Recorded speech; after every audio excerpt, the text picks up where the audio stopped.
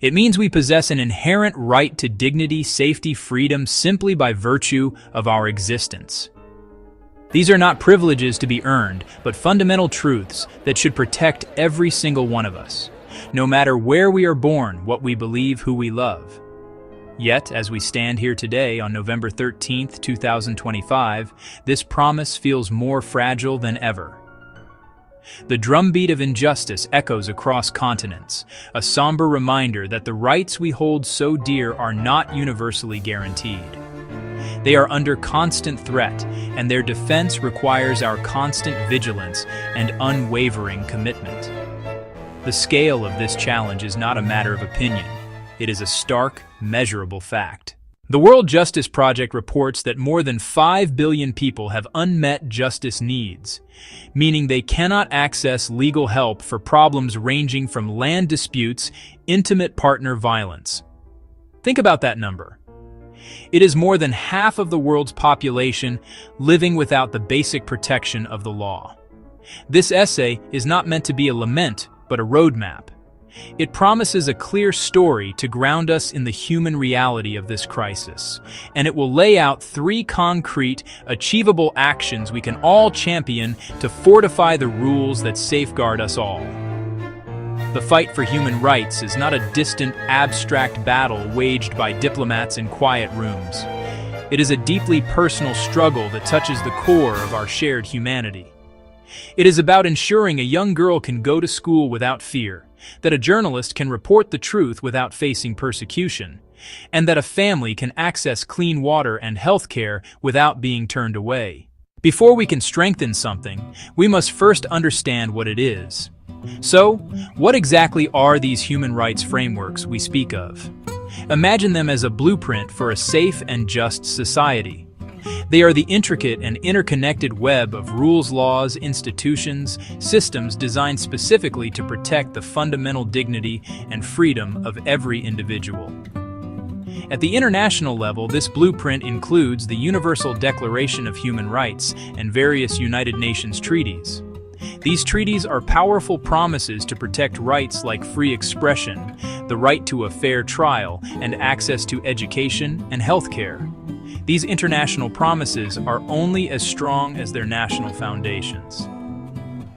Diagram: how international treaties connect to national laws, courts, and local community support centers. The framework extends into a country's constitution, its laws, and its judicial system. It includes national statutes outlawing discrimination, the courts that provide a fair hearing, and police forces tasked with protecting citizens, not harming them.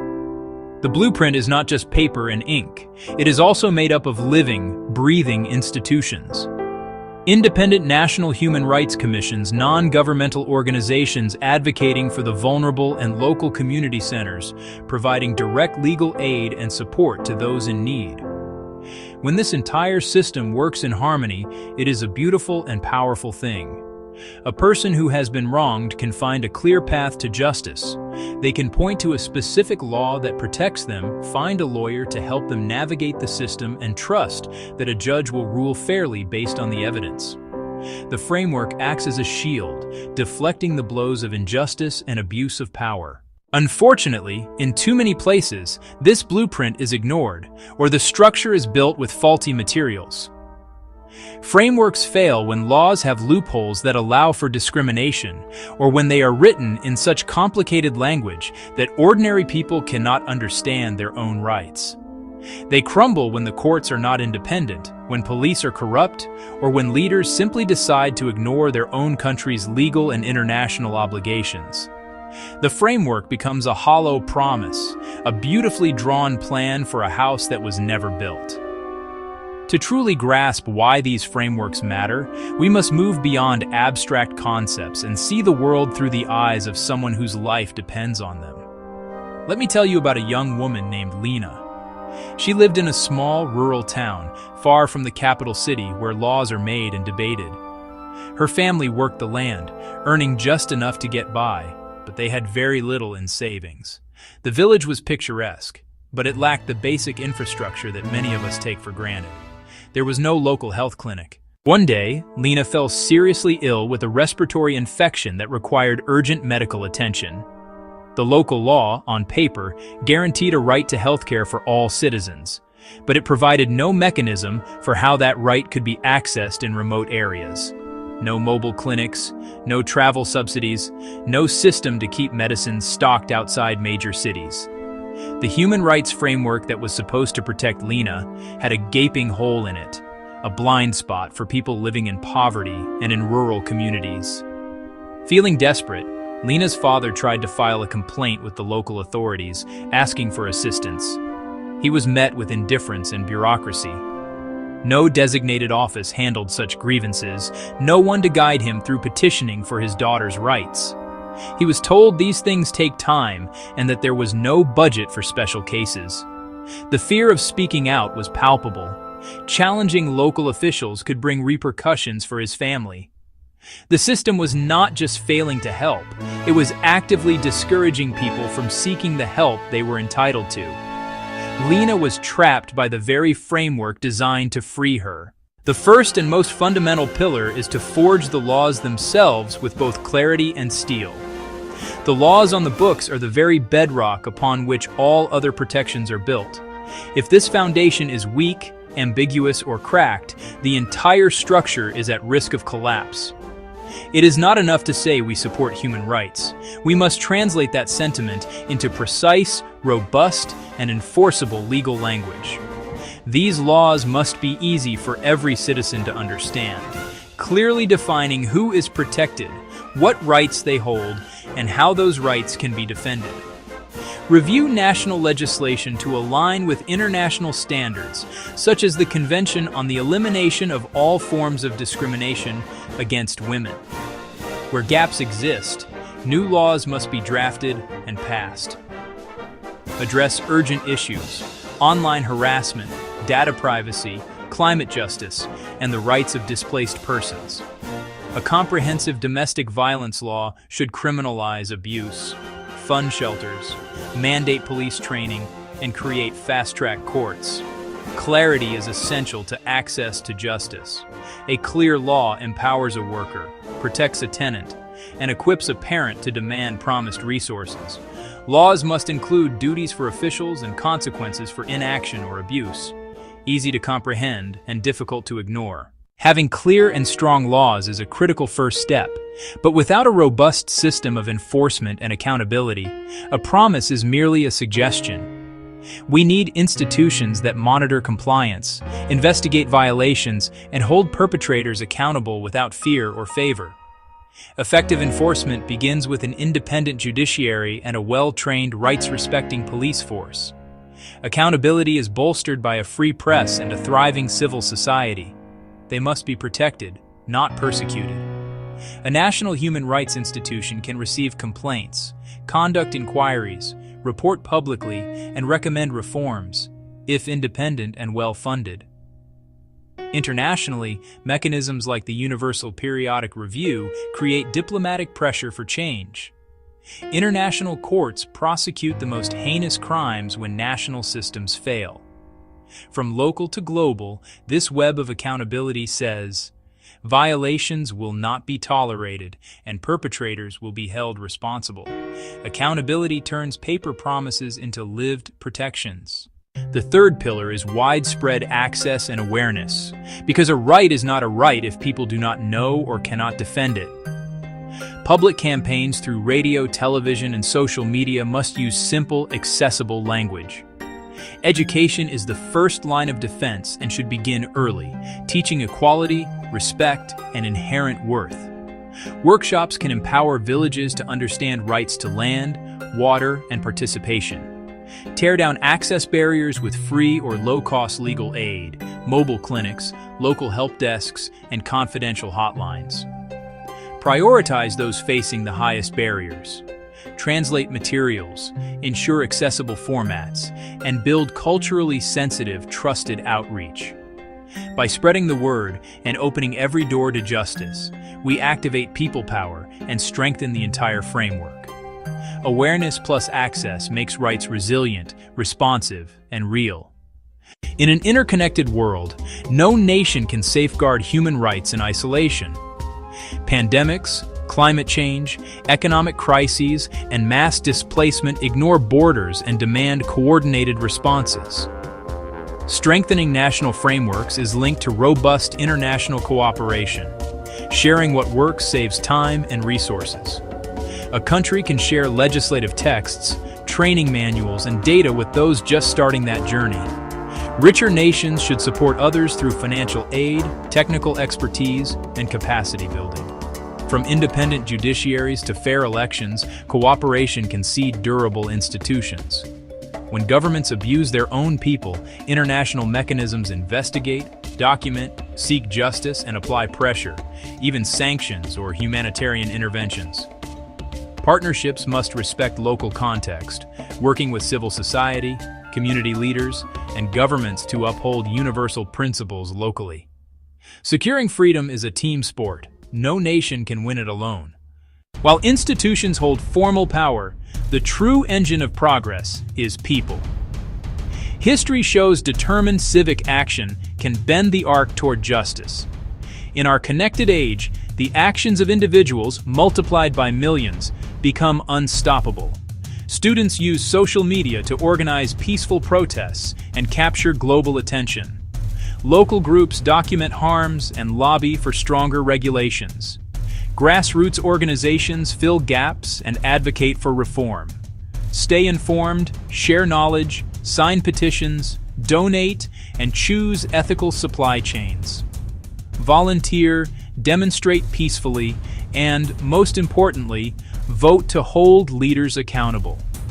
The power is in our hands. We must choose to use it. We have journeyed through the architecture of freedom, from the abstract blueprint of international treaties to the deeply personal story of Lena, whose life hung in the balance of a failing system. The path forward is built on three solid pillars: forging laws with clarity and steel, maintaining an unblinking eye of accountability, and throwing open the doors to justice through education and access. We cannot do this alone. It takes international cooperation and relentless civic action. For leaders, act now. Review and align national laws with universal human rights standards. Create and fund truly independent bodies to monitor and hold power to account. Invest in the infrastructure of justice, the clinics, the health centers, the schools that teach equality. For citizens, educate yourself and others. Raise your voice against injustice, online, in your community, and at the ballot box. My world shattered that night. Someone broke into my home, the one place I thought was safe. They took things, yes, but they took more than that. They stole my peace of mind. Every creak of the floorboards makes me jump. I look at my neighbors and wonder if I can trust them. I feel a deep ache in my chest. Anger, fear. The police came, they wrote a report, charges, court dates. But no one asked me what I needed. No one asked how to make the fear stop. I need to understand why this happened to me. I need to know if the person who did this sees the damage they caused. Do they know I lie awake at night? Do they know I am afraid in my own house? I need them to hear my voice. I need them to see my face. I need them to understand the harm they created. Punishment alone feels empty. It will not give me back my sense of safety. It will not answer the questions that haunt my quiet moments. I need something more. I need a way to heal from this wound, not just a way to punish the person who inflicted it. I hope to put the pieces of my life back together. I hope to feel safe again in my own home. I want to believe people can change, that harm can be repaired. Maybe if the person who did this could hear my story, something would shift. Maybe if they had to face the real-life consequences of their actions, not just a judge in a robe, they would understand. I am not looking for revenge. I am looking for repair. I am searching for a path that leads away from this constant fear and toward a place of healing and restored trust. This desire for something more than punishment is where restorative justice begins. It starts with the voice of the person who was harmed. It listens to their needs for safety, for truth, and for repair. It recognizes that when a wrong is done, it creates obligations, unpacking the core ideas. Restorative justice is a different way of thinking about crime and conflict. The usual justice system asks 3 questions. What law was broken? Who broke it? What punishment do they deserve? This approach focuses on rules and punishment. It often leaves the victim on the sidelines. The offender is defined by their worst act. The community watches from a distance as the formal system takes over. Restorative justice asks a different set of questions. Who has been hurt? What are their needs? Whose obligation is it to meet those needs? This changes everything. The focus shifts from broken laws to harmed people and broken relationships. The goal isn't just punishment. It's repairing the harm as much as possible. Healing for the victim. Accountability for the offender, peace for the community. This approach is built on a few simple but powerful ideas. The first idea, harm creates obligations. The person who caused the harm must understand the impact and do what they can to make things right. The second idea, victims should have a voice, a right to be heard, to ask questions, to say what they need to heal. The third idea, the community has a role. Supporting both parties, upholding respect, upholding safety. Ultimately, restorative justice restores balance. Restore the person harmed to security. Restore them to dignity. Safety is the most important rule in restorative justice. Without a deep and unwavering commitment to safety, the process cannot work. It can even cause more harm.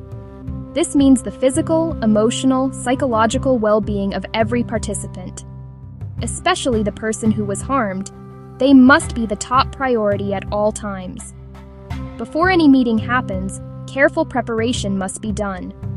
Create a safe container for the difficult conversation. The principle of consent is central to ensuring safety.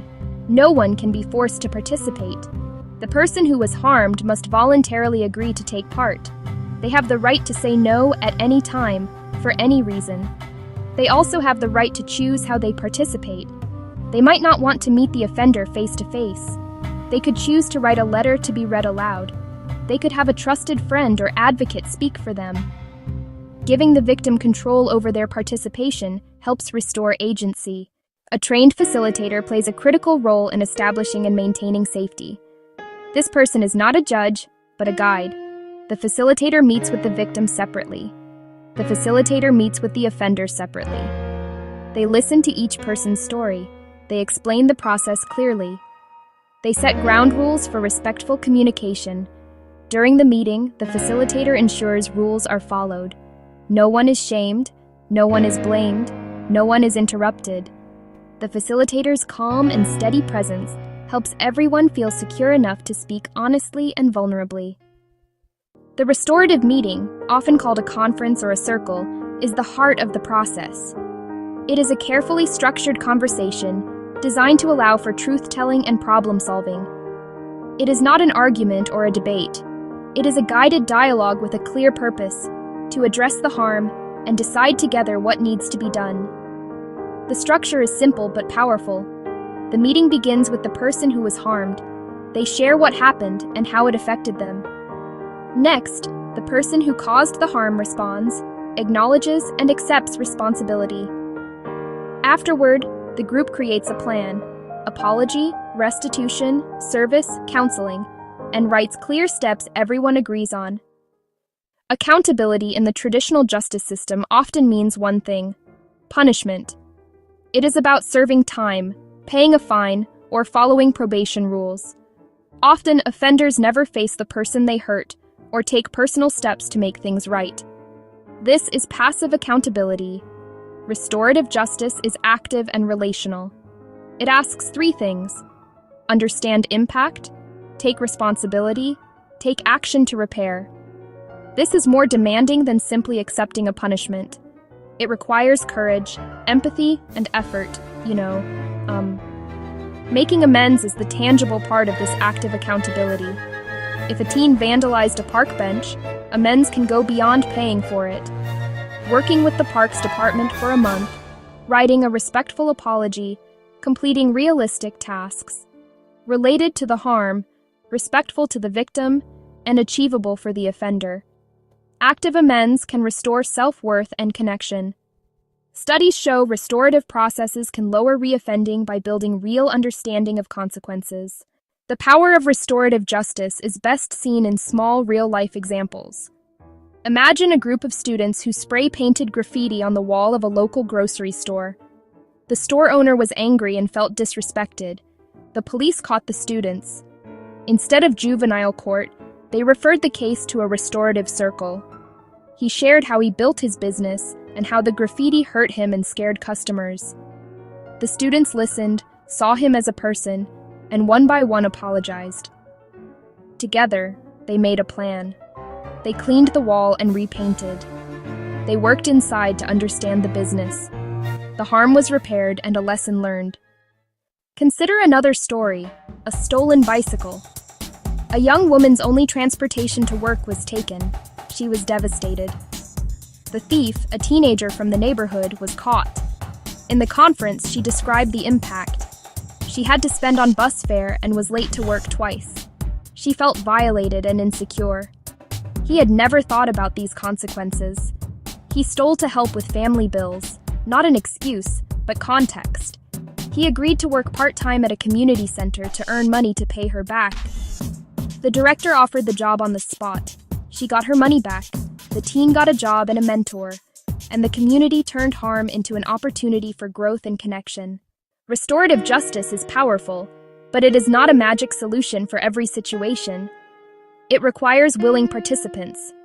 If the victim declines or the offender refuses responsibility, it cannot proceed. Severity matters. In cases like murder or severe sexual assault, RJ is complex, risky for re-traumatization, and must be led by highly skilled facilitators. Successful dialogues exist, but are rare. Many programs start with property crime and minor assaults to build trust. Implementing RJ needs training, education, funding, patience, long-term commitment. Access must be equitable, regardless of race, income, or background. The journey toward a more restorative world begins with small, intentional steps. It starts not in a courtroom, but in neighborhoods, schools, families. The first step is to start talking about these ideas. Ask leaders what they're doing to address conflict in ways that repair harm. Build skills, listen better, ask open questions, learn facilitation. Start small, focus on a clear need, train committed community members. Partner with courts and police while maintaining community ownership. Grow steadily, be transparent, and keep equity at the center.